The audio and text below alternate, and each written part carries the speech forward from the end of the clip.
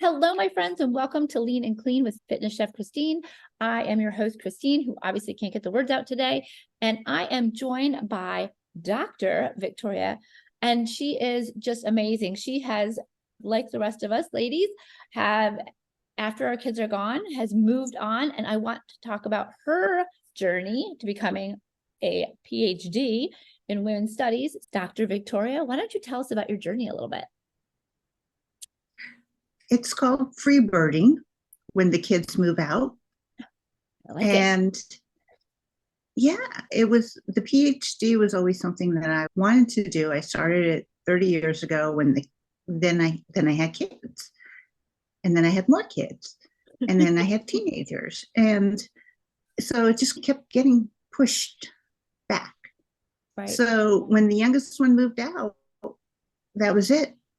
I was like, that's it. I am finishing this thing, and I really did it. I just finished it. And I dropped down to working part-time. I got some travel out of my system, lived in the Caribbean because that was something that I wanted to do. And So where did you live in the Caribbean? I lived in Culebra. Okay, I don't know where that is. It's an island off of Puerto Rico.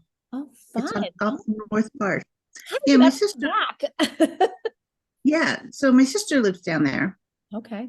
She's been 16, 17 years, has a kid. I had a connection, which made that a lot easier, to be fair. But it also gave me a beautiful place, relaxed place where I could work on really formulating the prospectus and the premise for my dissertation so I could finish my degree. And so I ended up writing a dissertation on women's perception of perimenopause and menopause and quality of life. And I interviewed a bunch of women, and it was very fun and enlightening on some of the things that I thought I knew that I didn't. Did you see a lot of commonalities in the struggles that women have? I did. The two most common themes that popped up was one, women didn't feel like they were being heard by the medical community. That is a very, yeah. And that was something I expected. It's something I had experienced. And I realized I was not alone. I was interviewing women all around the United States, and they were all saying the same thing, that either they were being told they're too young, they're too old, they just need to work out more, they need to change their diet, they're fine. And they're like, I'm crying. Right. I'm having mood swings. I have joint pain. I have all these things that the doctors were saying, oh, that's not menopause. And it is. Yeah. Can be. Well, you just have to eat less and move more, eat less and move more. I'm like, can't eat any less. Like, I won't be able to survive. And so it took me my own research to figure it all out. But you're right. The medical community has really failed women. And now I find it's they're really advertising to women and selling them the menopause quick fix stuff, which is all not true either. We need somebody like you that has the knowledge to help us sort it all out, because there's so much misinformation out there. There's a lot of misinformation, and like on my Facebook feed and Instagram feed, I get a lot of, because of course, I talk a lot about menopause. I get all those ads, and they all have these women who are super slender and tall, and it's like 3% of the population is naturally built like that. And I'm like, it's dangerous. And one of the things I had found in my research on looking at other studies and research that had been done was there is a lot of disordered eating with older women. Yes. And a lot of that comes from the messages they're getting. Like I said, the doctor told me, you just need to eat less and the weight will stop going on. But that was never really the problem. I was super active. I was eating very little. Actually, I wasn't eating enough. But I think exactly doctors are not into nutrition. They are not taught women's nutrition or menopausal nutrition. And so they are not. They're just baseline giving the same information to everybody. And that's not always applicable. And that's why I think it's so cool that you went on to do this kind of study. It's so important. It is very important. And in the background research that I did on history of women's health, I found that women were not a part of medical research until the 1970s. Yeah. And even then, you could not be of childbearing age. You had to have your husband's permission if you were of childbearing age. And even today, women are in the minority as researchers and as medical research participants. So a lot of these studies on hormone health and aging and all the things that we're going through at this stage in our lives are being done on white men primarily and extrapolated for the rest of the community. Right. And very helpful. Women's health and women's hormones and nutrition are not part of the standard medical curriculum. They are part of, if you want to study this, they're extras that a doctor can, in training, can go and study. So it's crazy, fascinating to me that they don't know. They don't know. Yeah, it just, I don't understand it. Women are a huge part of the population. And every woman goes through some form of menopause, some form of life change that you would think they would want to get it right. But that also says that we have to take matters into our own hand. We have to be our own best advocates and come to people like you who are the experts and get the help that we need. Because if you just suffer along by yourself, the extremes happen. And I'll tell you, I joined some of these menopause groups in Facebook and I had to get out. There's a lot of angry women out there, a lot of women leaving their husbands, a lot of women that are just feeling like the best years are gone and they just are really struggling. Yep. Yes, they are. Let me ask you hypothetically. Actually, yeah. I have somebody I know, and we'll call her Karen for just lack of a anonymous name. She is in menopause and she keeps gaining weight. No matter what plan she follows, she's done macronutrients, she's done intermittent fasting, she's done everything you can think of. She's a vegetarian, but no matter what she does, no matter what plan she follows, doctor's advice, she went to a nutritionist, she went all these different, she keeps gaining weight. This year she gained 30 pounds and she feels like there's nothing she can do. She's fairly active, but her muscles in her joints, her feet hurt all the time. And I've told her I think she needs to go back to the medical community and find out what the underlying cause of all this pain is. But it's a cycle. You can't exercise because it hurts so bad, and you hurt so bad because you can't exercise. And from a nutrition standpoint, that becomes very difficult if you keep gaining weight. It becomes demoralizing. And she's gone through a recent divorce. And I told her cortisol level is probably off the charts. But what do you say to women who are just at the end, they just don't know what to do? I went through that. I went through menopause right before COVID hit. I finished and that was my 1 year mark. And then I really didn't have bad symptoms. I gained like 10 pounds. Right. It was no big deal. Then I had COVID early on. I had the most amazing hot flashes. They would literally put me flat on my back. I couldn't breathe. And I put on 50 pounds in 5 weeks. Holy cow. And this is post-menopausal. I was like, what is going on? And then you started because there's nothing, I mean, I have, because since COVID, I did develop a little problem with one of my heart valves and asthma, which will contribute to some of these symptoms, but not to all of them. And my nutrition was on point. Did it just cut the hormones off? My hormones, the doctors wouldn't test because they're like, we don't know what hormones to even look at. What? So I ended up paying for my own testing. That's what I did too. I looked at my cortisol levels. I looked at my inflammatory markers. I looked at my liver. Yeah. And my thyroid. I checked for Lyme disease. I mean, I did all the things that could be causing these symptoms.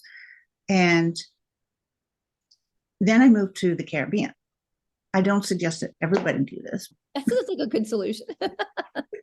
I literally took myself completely out of the rat race. And all I worked on was stress reduction. That's all. I didn't think I was stressed out. Right. But I was like, you know what? All I'm going to do, that's the only thing I haven't done. And we can't find anything physically that is causing these extreme symptoms. Let me work on your mind. So that's what I did.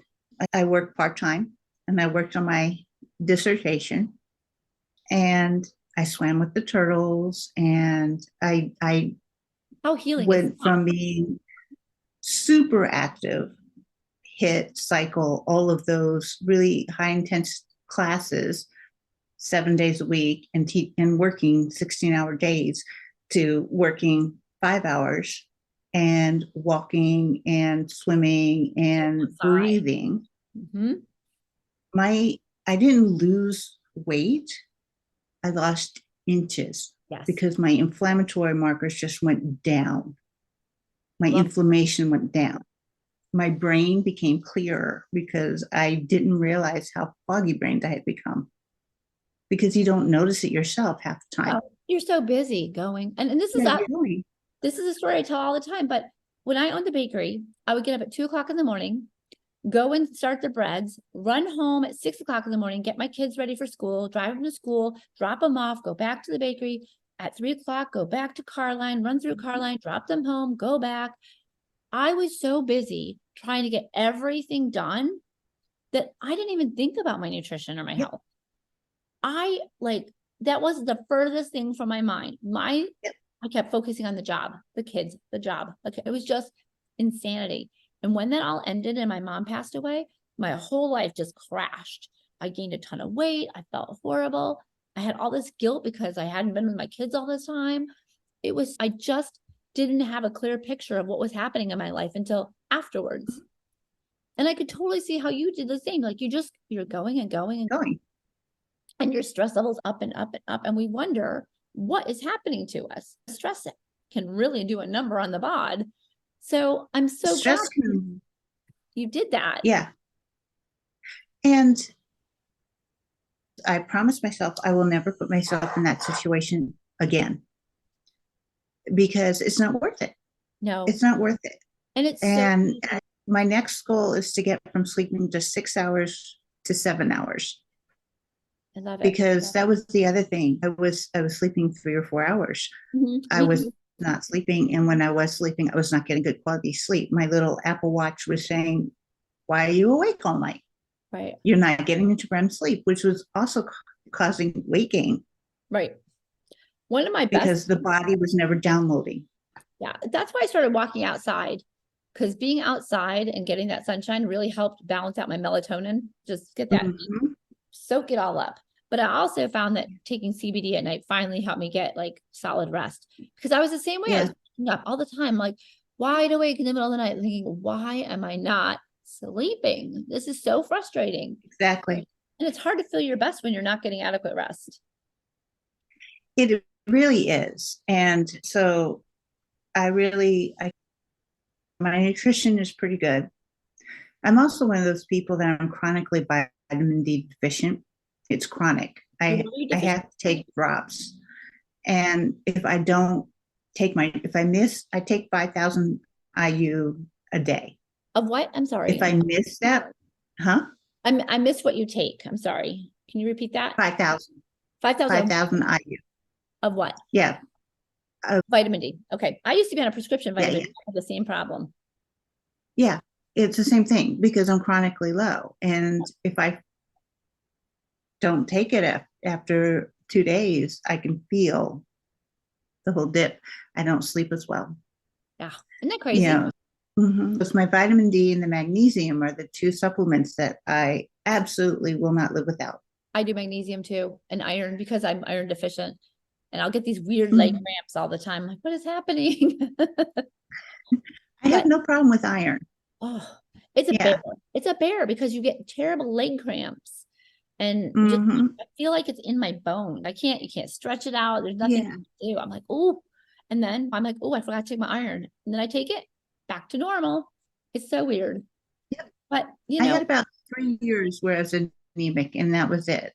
The rest of the time, I've always been fine with that. But vitamin D, magnesium, 100% have to take them. Otherwise, I feel the stress levels go up, my heart rate goes crazy, and my waistline goes bigger.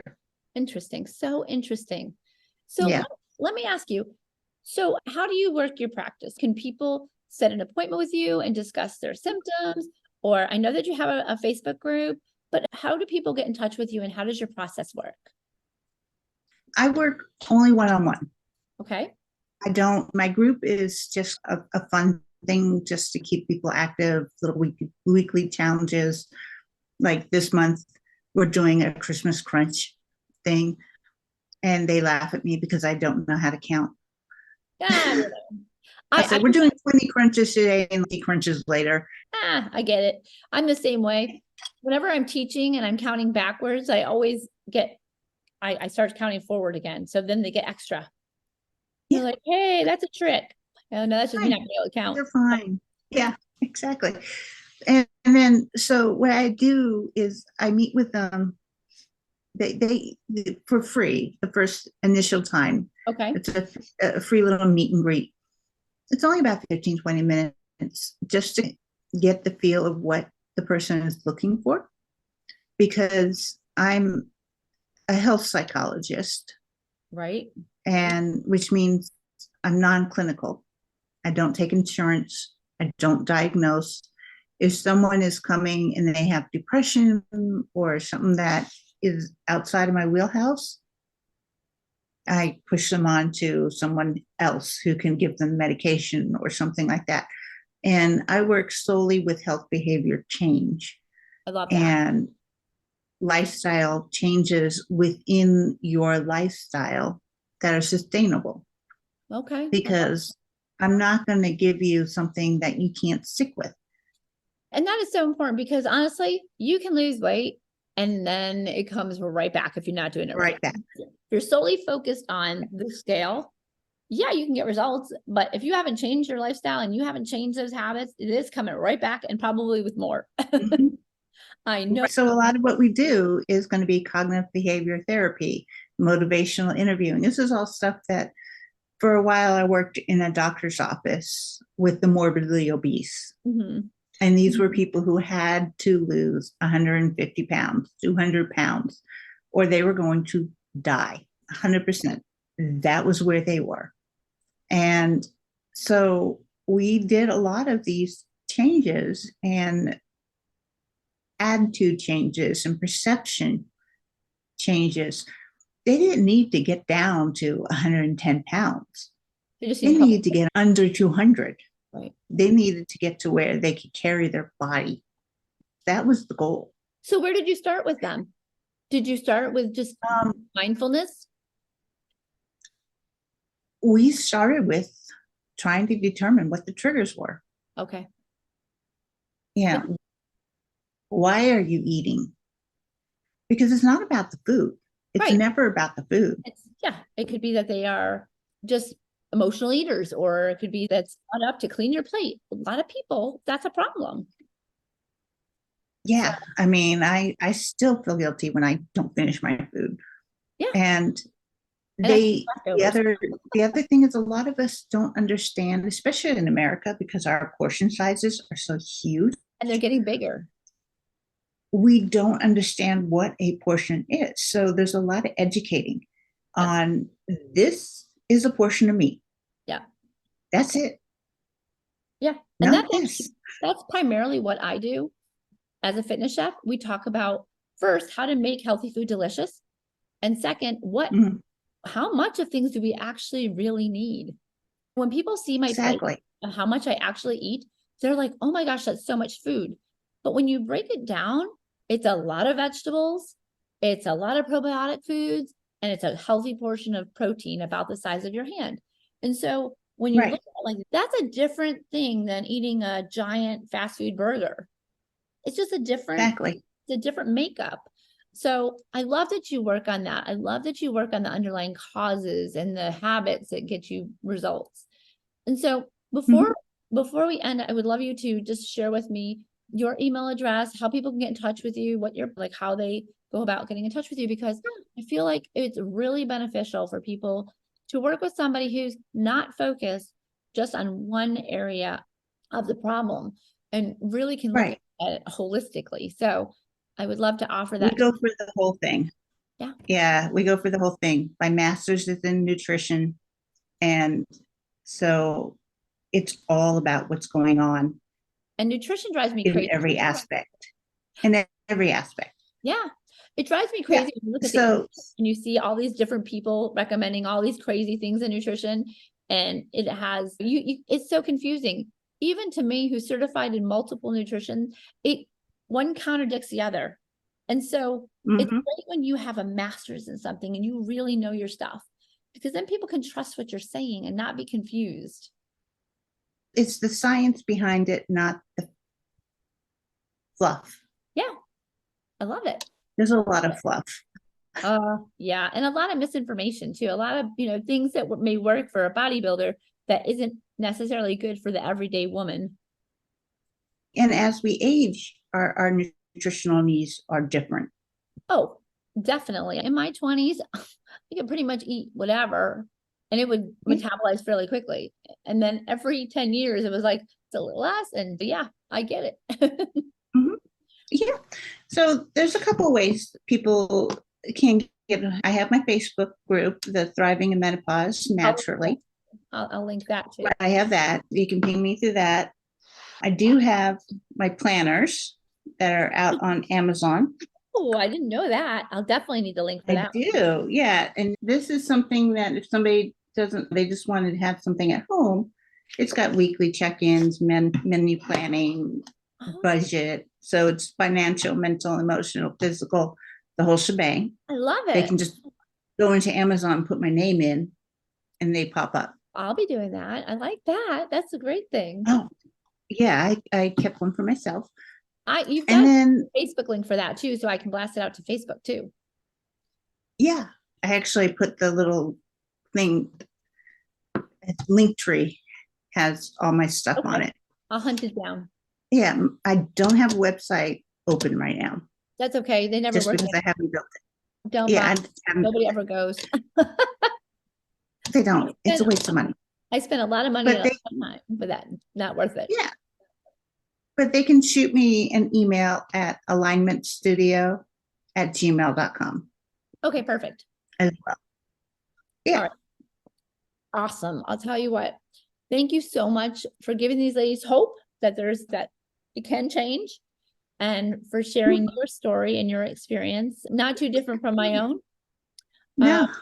So yeah, hopefully you and I've known each other for a while, so we'll keep in touch, but I would love to have you come back and update us on how things are going. And if you haven't noticed, she's got some, what do you call it? They're not really braces. What do you call that? No, these actually, they are braces. Oh, but okay. They're braces and bars.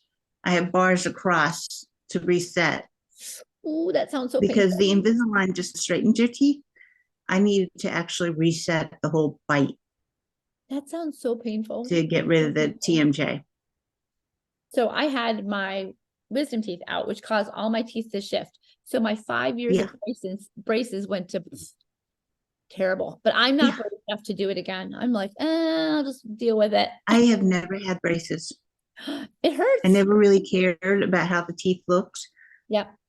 But man, this woman hooked me up to all the electrodes and had me move my mouth around to figure out what muscles we're using. And it was really amazing. And there's not a lot of orthodontists that do that. Have you had that reduction in migraine since you've had the appliance put on? Actually, I had a headache yesterday, but we had a storm come through. And that was the first one in 2 weeks. It was crazy. I had daily headaches and weekly migraines that I had to work through, where you have that halo and the whooshing in the ears. Ugh, So it's awful. It's absolutely awful. I have And I had a frozen shoulder. So I went to a clinical massage therapist, like a sports massage therapist, and she worked on my shoulder. She asked about my jaw because she said I was very locked up into my neck. I'm like, well, I don't know. She goes, do you have TMJ? I'm like, I don't think so. But she did an intraoral massage where they put a glove on and they put their fingers in your mouth and they actually massage your jaw.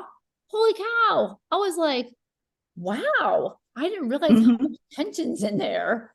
As you get old, everything tightens up, everything. Like, wow. Yeah, no, it was fascinating because she's like, the muscles across my temporal were never turning off. That is always on. And the jaw sits too far back, which is bringing your head forward because your tongue is in your throat and you can't breathe. Wow. So that causes the back of the head to get very tight and the back of the neck to get very tight. So now I've got it coming from both ends.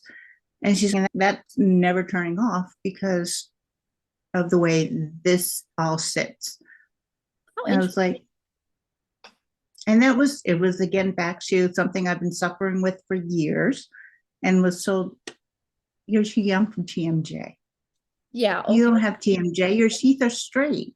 I've had you. That's again, you have to be your own best advocate. You have to research, find the people that will actually know what's going on. It'll move your life ahead so much better. That's why I think like coaching is so important and finding people that really know their stuff. Like I've started going to a functional medicine doctor who really looks at the underlying causes of what's happening, not just, oh, here's a pill, because I don't trust that anymore. That has failed me. It failed my parents. And that's why I went through this whole death experience with both my parents. It was awful. They were both misdiagnosed. And for a long time, my mom was being treated for Lyme's disease and she had ALS. And so she didn't have any treatment for a long time. She could barely swallow. You have to be your own best advocate. You just need to, you really do. Yeah. I'm proud You of really do. And that is one thing that I teach women. What questions should you be asking? What is normal? What is not normal? Because we should be entering the best third of our lives. We don't have to worry about having a cycle anymore. Right. Oh, we don't have, our kids are grown. If we were in an unhappy marriage, we've gotten rid of the unhappy marriage. We're transitioning. A lot of us are transitioning out of a job. Right. Or getting ready to. So we should be stepping into the best third of our lives. We should be enjoying ourselves. Yes. Not suffering. Love that message. Yes. Yes. Yes. All right. Here's our plan. You're going to come back. How long are these on for? 18 months, you said? 18 months. Okay.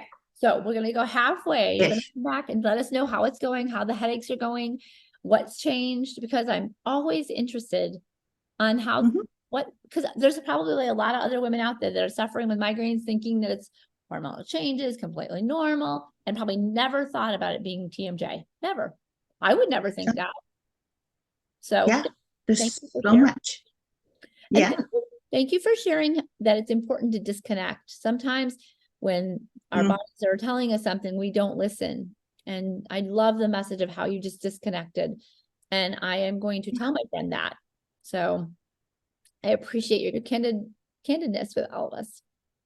I think in our society as women, we are told not to listen to ourselves, to our intuition. Yeah. And a lot of the pain, the inflammation, everything that we have is our intuition trying to tell us to step back. Yes. And you're right. We are told to just march on. And you know what? That needs to stop. We need to really pay attention, because how many of us are the head of our household? Moms, grandmas, we have important roles and we need to take care of ourselves. And as I always say, we're here for our 90-year-old selves, not for where we are today, but so that we're functional in our old age and we can enjoy the journey. So All right. And we're all Gen X people now. we're all the Gen Xers who were taught, brush it off, Yep. push through. And that's not what we taught our kids. Yeah. So why are we still doing it ourselves? Yeah. It's time for us to change. Exactly.